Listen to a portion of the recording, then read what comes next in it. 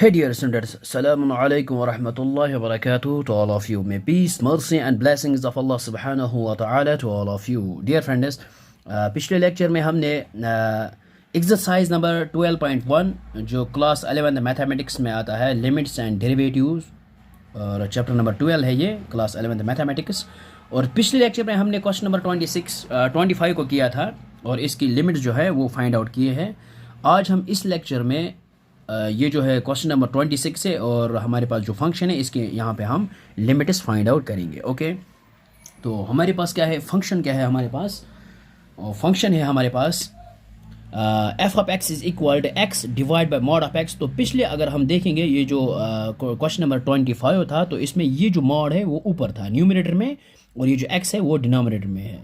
अब इस क्वेश्चन में क्या है, इसी को उल्टा किया है, यानी ये जो वहाँ पे ये जो मॉड ऑफ एक्स है वो न्यूमरेटर में था, यहाँ पे डिनोमिनेटर में रखा है, और वहाँ पे जो डिनोमिनेटर में था वो यहाँ पे न्यूमरेटर में है। ओके, तो यहाँ पे हम limit x approach to zero, तो ज़ीरो पे हम इस फंक्शन की लिमिट्स फाइंड आउट करेंगे। तो यहाँ पे हम देखेंगे left hand limit and right hand limit. अगर हम यहाँ पे left hand limit and right hand limit coincide करती है यहाँ पे, यानी इक्वल वैल्यूज आती है लेफ्ट हैंड लिमिट और राइट हैंड लिमिट, तो इसका मतलब ये है कि ये जो फंक्शन जो है इसकी लिमिट है वो एग्जिस्ट करती है।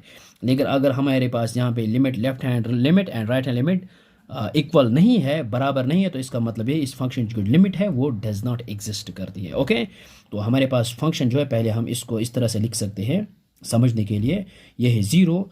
जब हम ज़ीरो इक्वल की तरफ जाएंगे तो वैल्यू ऑफ फंक्शन जो है हमारे पास ज़ीरो ही है, लेकिन यहाँ पे क्या है, x is not equal to zero, लेकिन फंक्शन क्या है डिफाइन, ये x divide by mod of x. तो इसका मतलब ये है कि यहाँ हम या फिर ये पॉजिटिव वे में होगा, यानी पॉजिटिव ग्रेटर देन ज़ीरो होगा, तो यहाँ पे हम इसको इस तरह लिख सकते हैं x divide by mod of x, या फिर ये नेगेटिव में होगा। ओके, तो x divide by mod of x. Okay, तो अब हम यहाँ पे सबसे पहले हम लेफ्ट हैंड लिमिट और राइट हैंड लिमिट देखेंगे यहाँ पे।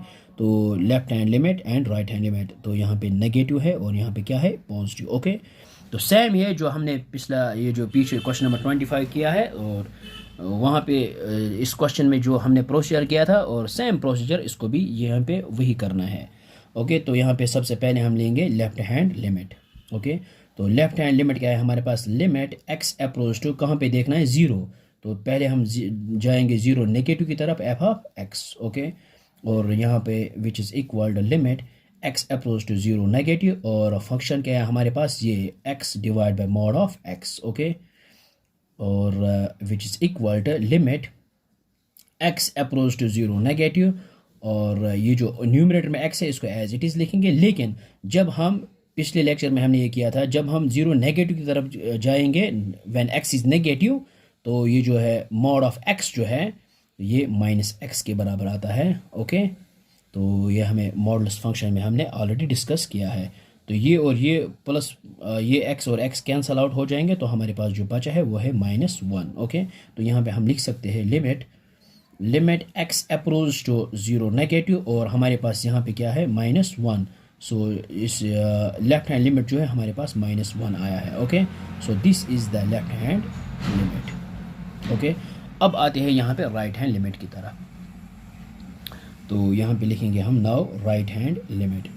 तो यहाँ पे लिखेंगे हम limit x approach to zero positive f of x which is equal to limit x approach to zero positive, और हमारे पास जो फंक्शन है यहाँ पे ये है x divide by mod of x. Okay, तो which is equal to limit x approach to zero positive, और ये जो न्यूमरेटर में है एक्स है इसको एज इट इज़ लिखेंगे, लेकिन डिनोमिनेटर में एक्स इज़ पॉजिटिव तो mod of x which is equal to plus x. So ये और ये एक्स कैंसल आउट हो जाएंगे, तो हमारे पास जो वैल्यू आएगा इसका लिमिट जो है हमारे पास, limit x approach to zero positive, तो यहाँ पे क्या है, यहाँ पे 1 है। सो हमारे पास जो लिमिट है वो है left hand right hand limit जो है वो है 1 के बराबर। सो इसका मतलब ये है कि यहाँ पे क्या है, left hand limit and right hand limit does not coincide, तो इसका मतलब ये है कि ये जो फंक्शन है इसकी जो लिमिट है वो does not exist. So therefore हम यहाँ पे लिख सकते हैं limit x approach to zero negative f of x is not equal to limit x approach to zero positive f of x. So limits, therefore limit हम लिख सकते हैं यहाँ पे limit x approach to zero f of x does not exist.